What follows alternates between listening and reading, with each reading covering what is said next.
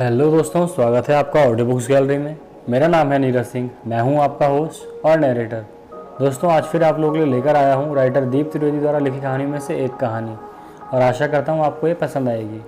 दोस्तों, मैं कहानी शुरू करूं उससे पहले अगर आप लोगों ने मुझे इंस्टाग्राम पर फॉलो नहीं किया है तो मुझे इंस्टाग्राम पर फॉलो कर लें। लिंक आपको डिस्क्रिप्शन बॉक्स में मिल जाएगा, और मेरी बाकी वीडियोज़ के लिंक आपको आई बटन में मिल जाएंगे या आप डिस्क्रिप्शन बॉक्स भी चेक कर सकते हैं। तो चलिए दोस्तों, बिना देरी के आज की कहानी को शुरू करते हैं, जिसका शीर्षक है अनपढ़ धनपति। एक अनपढ़ धनपति था और वह मुंबई में रहता था।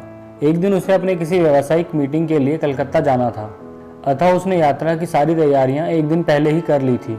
लेकिन ऐसा हुआ कि यात्रा की पूर्व रात्रि को उनके पुराने व वफादार वॉचमैन ने एक सपना देखा, और सपना भी ऐसा कि सेठ जी मुंबई से कलकत्ता जिस जहाज से गए हैं उसका एक्सीडेंट हो गया है। बस चिंतित वॉचमैन ने यह बात अपनी मालकिन यानी सेठ जी की पत्नी को बताई और उनसे सेठ जी की यात्रा निरस्त करने का निवेदन किया। पत्नी तो इतना सुनते ही आशंकित और भयभीत हो गई, सो उसने किसी तरह सेठ जी से निवेदन कर उनकी यात्रा निरस्त करवा दी। हालांकि सेठ जी इस बात से बड़े नाराज थे, परंतु पत्नी के सामने उनकी चलनी क्या थी।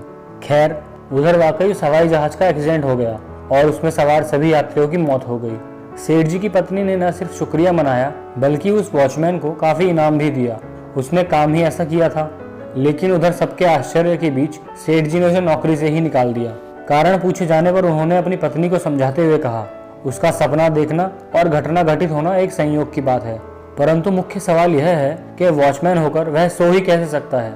कल उठ के घर पे डाका पड़ा और वह सोता ही रह गया तो सेठ जी की बात वाकई तर्कसंगत थी। पत्नी वॉचमैन के प्रति लाख सहानुभूति रखने के बावजूद भी कुछ नहीं कह पाई। तो दोस्तों, कहानी का सार कुछ इस प्रकार है। जीवन में कितनी ही बड़ी ऊंच नीच हो जाए, वह कितनी ही बड़ी खुशखबरी दस्तक दे, मनुष्य को उसमें खोकर अपना होश नहीं गंवा देना चाहिए। परिस्थिति चाहे कैसी भी क्यों ना हो, मनुष्य की निगाह कभी बेसिक से नहीं हटनी चाहिए। सेठ जी इस कहानी में मौत के मुंह में जाते जाते बचे थे।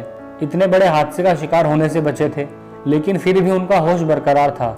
वॉचमैन की स्वाभाविक ड्यूटी से उनका ध्यान नहीं हटा था, वरना सामान्य मनुष्य तो सफलता असफलता या गम और खुशी के माहौल में इस कदर खो जाता है कि बाकी सब जगह से उसकी निगाह हट जाती है, और यही वास्तव में मनुष्य के बार बार बड़ी मुसीबतों में फंसने का कारण भी है। कहानी सुनने का शुक्रिया दोस्तों। आशा करता हूँ दोस्तों आप लोगों को कहानी पसंद आई होगी। अगर कहानी पसंद आई तो वीडियो को लाइक और शेयर जरूर करें। कमेंट्स में जरूर बताएं कि आप अगली कहानी कौन सी सुनना चाहते हैं। चैनल को सब्सक्राइब कर लें और बेल आइकन को प्रेस कर दें, जिससे आपको मेरी वीडियोस के नोटिफिकेशन मिलते रहें। अगली कहानी लेकर आप लोगों के सामने जल्दी हाजिर होऊंगा। धन्यवाद।